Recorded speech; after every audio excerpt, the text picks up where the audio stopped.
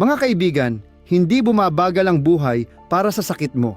Hindi nito tinatanong kung ano ang nararamdaman mo o kung handa ka na. Hindi nito ihihinto ang lahat para sa sakit ng puso mo, pagkadismaya mo o frustrasyon mo. Darating ang buhay ng biglaan, mabilis at walang babala. Parang bagyong pupunit mula sa lahat ng direksyon. At sa sandaling yon, habang humahagupit ang hangin at dumidilim ang langit, may kailangan kang pagdesisyunan. Hahayaan mo bang ang emosyon mo ang mamuno? O tatayo ka sa katotohanan na alam mong tama? Lahat gustong manalo. Lahat gustong umasenso. Magkaroon ng pangalan, kapayapaan, at tibay ng loob. Pero iilan lang ang handang gawin yung tahimik at hindi nakikitang trabaho na talagang kailangan para maabot ang mga bagay na yon. Yung klase ng effort na hindi kinikilala o pinapalakpakan. Yung hindi mo mailalagay sa resume mo. Yan ang inner work. Yan ang disiplina, focus at tibay. Yan ang trabaho ng isip. Dahil ito ang katotohanang dapat mong panghawakan. Ang taas mo sa buhay. Hanggang saan lang kayang indahin ng isip mo. Mananalo ka lang ng tuloy-tuloy kapag mas malakas ang mindset mo kaysa sa emosyon mo. Pag-usapan natin kung ano talaga ibig sabihin yan. Hatiin natin yan sa totoong mga bagay. 5 katotohanan, 5 susi para gisingin ang mandirigma sa isip mo. Nagalit ka. Normal lang yon. Tao ka. Pero kung hayaan mong galit mo ang magdesisyon para sa'yo, kung sumuko ka dahil lang sa init ng damdamin, hindi lang moment na yon ang talo mo, pati hinaharap mo, nilalagay mo sa alanganin. Ang dami ko nang nakita niyan. Nasisira ang taon ng pagtatrabaho, relasyon, oportunidad, at progreso dahil lang sa 5 minutong pakiramdam, isang usapan lang, isang tingin, isang linya. Nakakita ka na ba ng taong biglang nag-walk out sa meeting, binagsak ang pinto o nag-send ng message na hindi na kayang bawiin? Para saan? Ego na nasaktan. Salita na masyadong tumama. Damdamin na hindi mo na nilimi. Ganyan ang nangyayari kapag emosyon ang may hawak ng manibela. Kapag binigay mo ang susi ng buhay mo sa bagyong hindi naman dapat ang nagmamaneho. Pero ang totoong trahedya, hindi yung dumating ang damdamin. Ang masakit, hindi pumasok ang isip. Ang emosyon mo, short-term mag-isip. Gusto nito ng comfort, pahinga, ginhawa. Pinoprotektahan ka lang sa ngayon. Pero ang isip mo, pangmatagalan ang plano. Alam nito ang vision mo. Naiisip nito ang mga goals mo, values, pamilya, purpose mo. At yan ang kaibahan ng reaksyon at response. Reaction, yan ang gawa ng emotion. Response, gawa ng disiplina. At yang kaibahan na yan, pwedeng baguhin ang buong direksyon ng buhay mo. Ikukwento ko sa iyo si Nadia. Bata pa, galing Chicago, matalino, determinado, yung tipong di mo na kailangang sabihan mag-overtime na kusa. Mula intern, naging lead engineer. Unang dumarating, huling umaalis, laging nandyan para sa iba. Dumating ang listahan ng promo, wala ang pangalan niya. Hindi man lang nabanggit, sa moment na yon, bumagsak ang mundo niya. Parang naging invisible siya, parang walang saysay lahat ng puyat at sakripisyo. Sabi niya, naupo siya sa kotse at umiyak. Hindi lang saglit, 2 oras siyang naiyak. Nahihiya, gulong-gulo, galit na galit. Nanginginig daw ang kamay niya. Unang pumasok sa isip niya, ayoko na, binigay ko na lahat pero hindi pa rin nila nakita. Doon, napunta siya sa isang sangandaan. Pwede niyang hayaan ang damdamin ang mamuno sa sunod niyang gagawin. Pwede ring hayaan niyang puso niya ang sumulat ng resignation. Pero hindi niya pinabayaan. Tinanggap niya ang sakit, pero hindi niya ito hinayaang ang manguna. Gabi ring iyon.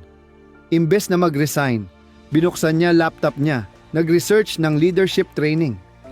Nagsimula siyang mag-reflect kung anong skills pa ang pwede niyang i-improve, anong blind spots niya. Wala pang 1 linggo, gumastos siya mula sa sariling bulsa para sa executive development course. Walang kasiguraduhan, nagdesisyon lang siyang bawiin ulit ang manibela ng buhay niya. 6 na buwan lang, siya ang nag-lead ng isa sa pinakamalaking launch ng kumpanya. 1 taon pa, naging vice president siya. Parehong kumpanya, parehong building. Ibang mindset lang. Yan yung kaibahan ng emotional at intentional, ng reaktibo at matatag. At kung gusto mong maabot ang next level mo, yan ang tibay na kailangan mong buuin. Hindi yung kalakasan na isinisigaw mo. Yung kalakasang lumalabas pag bumabagyo. Yung hindi nagpapakilig ng kamay mo. Kahit gumuguho ang mundo. Dahil oo, mararamdaman mo ng malalim. Pero hindi mo kailangang mabuhay base lang sa nararamdaman mo sa isang sandali. Pwede kang mamuno sa buhay mo base sa mga alam mong totoo. Yan ang panalo. Yan ang pag-usad. Yan ang legacy na hindi matitinag ng emosyon.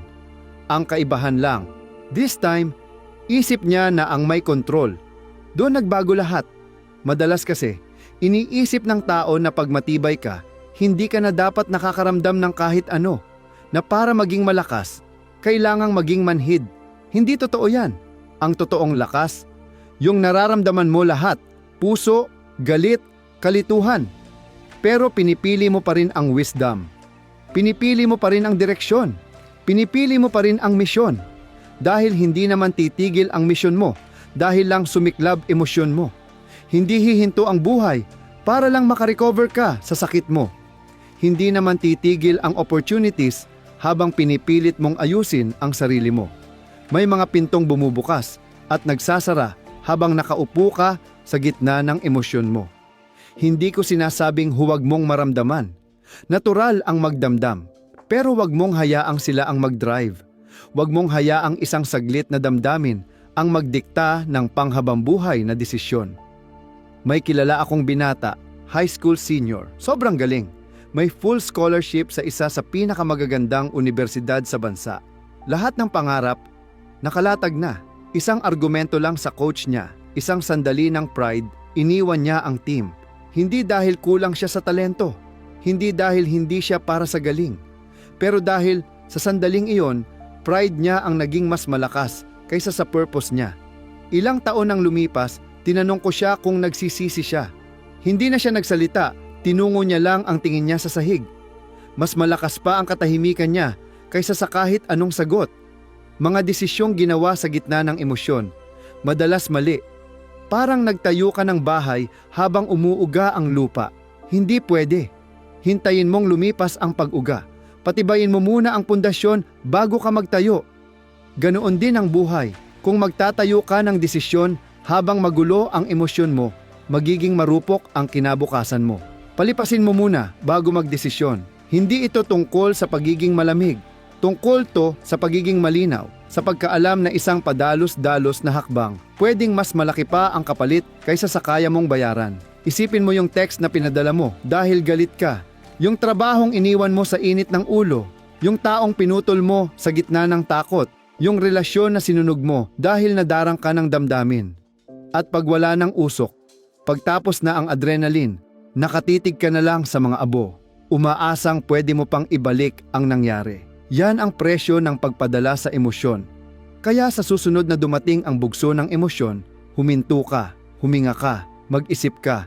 Tanungin mo sarili mo, sandali lang ba to o misyon ko to? Dahil lilipas ang sandali, pero ang misyon, kapag pinahalagahan mo, magdadala sa iyo palayo. Hayaan mong isip mo ang manguna at ang buhay mo, susunod sa direksyon ng purpose, hindi ng sakit. At totoo, lahat tayo, may mga umaga na ayaw nating bumangon. May mga araw na parang sobrang bigat ng mundo.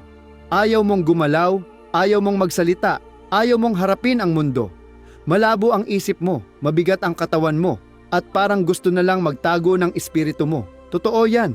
Pero yung mga bumabangon, yung mga gumagawa ng pangmatagalan, hindi nila hinahayaan na ang ganitong pakiramdam ang manalo. Ginagawa pa rin nila kahit mahirap. Yan ang kaibahan. Disiplina ang tulay mula sa hangarin papunta sa aksyon. Maaaring sa simula, motibasyon ang magtulak sa iyo, pero hindi mo pwedeng asahan ang motibasyon. Parang panahon lang, yan. Hilig sa komportable. Dumarating lang kapag madali ang lahat, mataas ang enerhiya, umaraw. At parang madali ang landas. Pero ang disiplina, present lagi kapag mahirap. Disiplina ang bumabangon kapag parang hinihila ka pa ng kumot. Disiplina ang sumasagot sa alarm ng alas 5 ng umaga kahit pilit pa ring ipinikit ng katawan mo ang mga mata mo. Sasabihin niya, hindi, may gagawin tayo. Siya ang naglalayo ng distraction, pinapatay ang ingay at nagfo-focus sa kailangan. Hindi lang sa masarap sa ngayon. At hindi ito tungkol sa pagiging malamig o parang makina. Ito ay tungkol sa pagmamay-ari ng sarili mong lakas. Ito ay pagpili ng respeto sa sarili kaysa sa pansamantalang ginhawa. Ito ang pag-intindi na yung buhay na gusto mo, kapayapaan na hinahanap-hanap mo, ang legacy na pinangarap mo. Lahat yan nakasalalay sa ginagawa mo kahit walang nakatingin.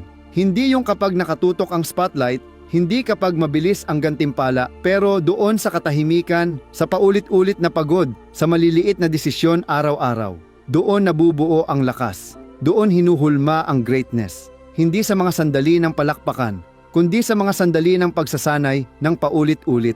Sarili mong pagpili na gumalaw pa abante kaysa takasan ang sakit. Akala mo ba si Serena Williams? Araw-araw excited mag-training kahit masakit na katawan niya? Akala mo ba hinahanap-hanap niya ang hirap ng drills, sakit at pressure? Hindi. Mas pinili niyang igalang ang proseso kaysa damdamin niya. Yan ang dahilan kung bakit naging kampiyon siya. Hindi siya nanalo dahil feel niya araw-araw. Nanalo siya dahil mas malakas ang mga gawa niya kaysa sa moods niya. Dahil pinarangalan niya ang misyon kahit na wala ang motibasyon. Yan ang kaibahan ng mga taong puro salita lang tungkol sa tagumpay at yung mga tunay na nananalo. Isang grupo naghihintay ng tamang pakiramdam. Yung isa, present palagi at ginagawa ang tama anuman ang mangyari. Minsan may nakilala akong binatang kasing liwanag ng umaga, puno ng ideya at alab. Sabi niya, gusto niyang maging manunulat. Sabi niya, may mga kwento raw siyang kayang baguhin ang mundo, gumalaw ng puso, baka nga magpaliko ng direksyon ng buhay ng iba. Tinitigan ko siya at sabi ko, di magsulat ka. Tumigil siya at sabi, naghihintay pa ako ng inspirasyon. Sabi ko sa kanya diretsahan, matagal-tagal kang maghihintay. Hindi pwede asahan ang inspirasyon. Minsan, isang beses sa isang linggo, baka nga minsan lang sa isang buwan bumisita. Pero ang disiplina araw-araw, andyan sa labas ng pinto mo ng alas 6 ng umaga. Kumakatok, handa na. At kapag sinimulan mong pagbuksan yan, tanggapin mo siya sa buhay mo, mapapansin mong mas madalas kumakatok ang inspirasyon. Totoo yan na ayaw ng mga tao marinig kasi nabuo natin ang mundong sumasamba sa madali. Hinahabol natin laging masarap ang pakiramdam. Tinuruan tayong sundin ang damdamin natin, gumalaw lang kapag swak na. Pero sasabihin ko sa'yo, nagsisinungaling ang damdamin, hindi ang disiplina. Dadalhin ka ng emosyon sa paniniwala na parang wala ng paraan, kahit isa na lang ang hakbang na kailangan mo. Hahatakin ng emosyon na sumuko sa gitna ng akyat. Kahit konti na lang summit na. Pero disiplina ang bubulong. Tuloy pa, hindi pa tapos. At ito ang totoo. Hindi yan kakaibang regalo na para lang sa iilan. Hindi yan ipinapanganak na meron ka na agad. Tinuturo at binubuo yan, parang muscle. Hindi mo sisimulan sa pag-angat ng bundok. Sisiguraduhin mong may isang mahirap na bagay kang magagawa ngayon, tapos isa ulit bukas, tapos isa pa. At sa paglipas ng panahon, nagiging ikaw na mismo yon, not performance, kundi identity mo na. Hindi ka na isa sa mga nag-aantay pa ng tamang pakiramdam.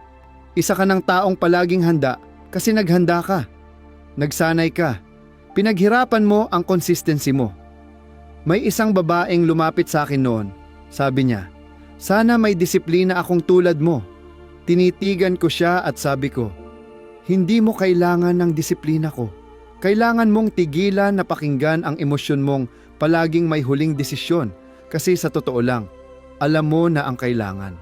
Problema lang, emosyon mo ang laging bumoboto laban doon. At bawat beses na hinayaan mong sila ang manalo, pinapatahimik mo ang pinakamalakas na parte ng sarili mo. Yung parte na ipinanganak para mamuno, para bumangon, para tumagal. Kaya sa susunod na ayaw mong gawin ang dapat gawin, kahit ano pa man yon, huminga ka. Paalalahanan mo sarili mo na bawat matagumpay na buhay, bawat legacy na may saysay, binuo yan ng isang taong gumawa ng dapat gawin kahit ito na ang pinakaayaw niyang gawin. Kasi ang tagumpay, hindi para sa emosyonal, para yan sa mga disiplinado. Disiplina ang dadaanan mo para makaabot sa kalmadong gitna ng bagyo. Siya ang anchor mo kapag may unos. Siya ang boses sa loob na nagsasabing, ayoko, pero gagawin ko pa rin. Pwede kang maging pinakatalentado. Pwede kang pinakamatalino sa buong kwarto.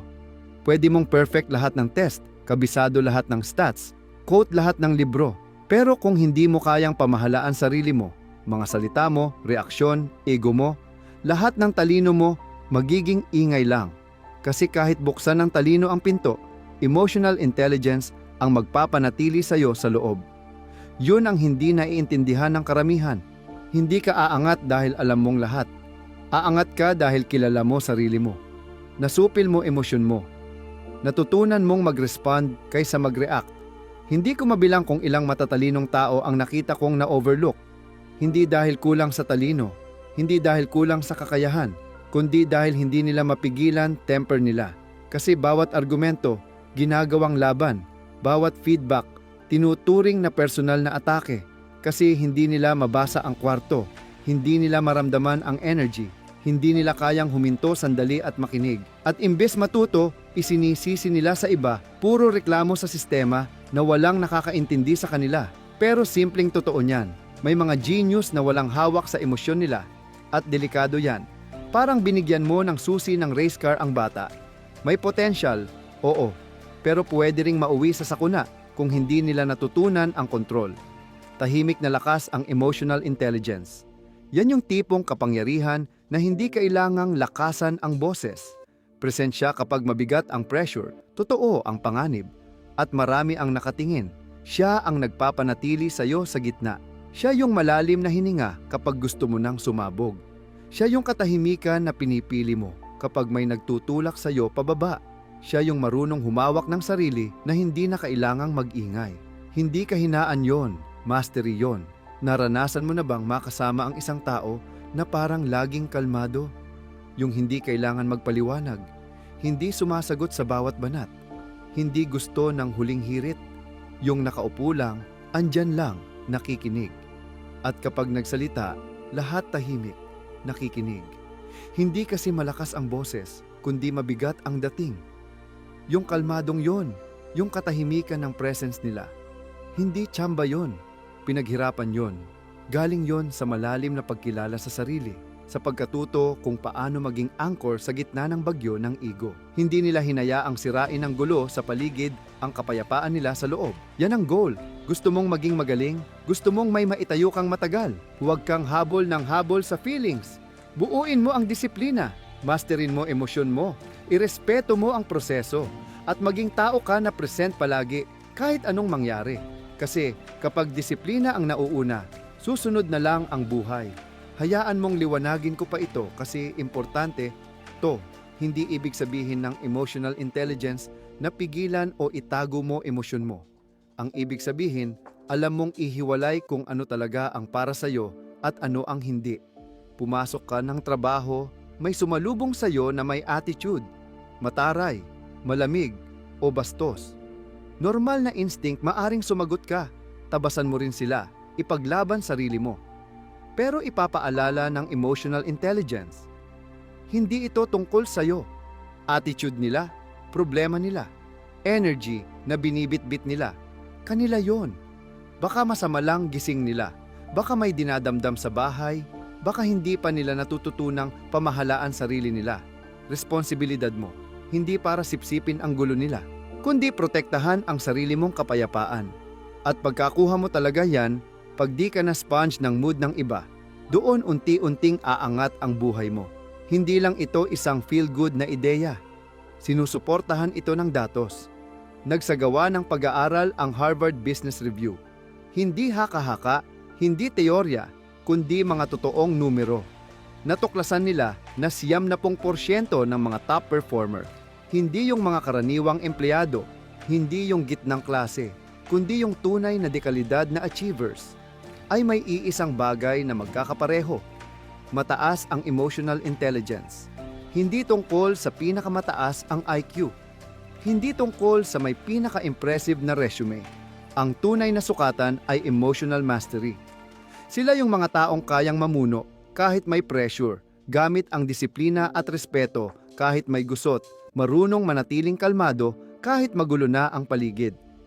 Hindi dahil wala silang nararamdaman, kundi dahil alam nila kung paano huminto saglit.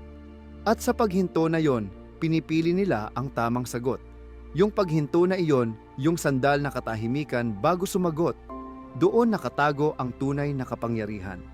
May kilala akong lalaki noon na may maliit na negosyo. Wala namang kalakihan, pero kanya yon. siya mismo ang nagtatag mula sa umpisa. Kumuha siya ng batang bagong graduate, matalino, puno ng potensyal, matalas ang isip, sariwa ang mga ideya. Yung tipong lahat ng hinahanap mo sa papel, nandoon sa kanya. Pero tuwing may kumukontra sa ideya niya, agad siyang napipikon. Kapag may reklamo ang customer, personal niyang dinadala. Feedback, hindi niya kinakaya. Kritismo, bumibigay siya o kaya sumasabog. Sa loob ng 6 na buwan, umalis na siya. Hindi dahil hindi siya matalino, lahat ng talento meron siya. Pero hindi niya alam makisama sa tao. Hindi niya kayang hawakan ang sarili niyang ego. At yan ang kaibahan talaga. Baka buksan ng talento mo ang pinto, pero pag di mo alam hawakan ang emosyon mo, mabilis ding magsasara yan sa'yo. Ang tunay na lakas, yung tipong kayang magtaguyod ng negosyo, pamilya, relasyon, komunidad, galing yan sa emotional clarity. Hindi siya tungkol sa pagiging perpekto, tungkol siya sa pagiging present, sa pagiging aware kung ano ang nararamdaman mo. Kaya hindi na ikaw ang kontrolado ng emosyon mo, ikaw na ang kumokontrol. Naranasan mo na bang makipag-usap sa isang tao na halata namang hindi naman talaga nakikinig? Yung tipong hinihintay lang nila ang tsansa nilang magsalita, malikot ang mata, tense ang katawan. Hindi yan emotional intelligence. Yan ay insecurity na nagkukunwaring urgency.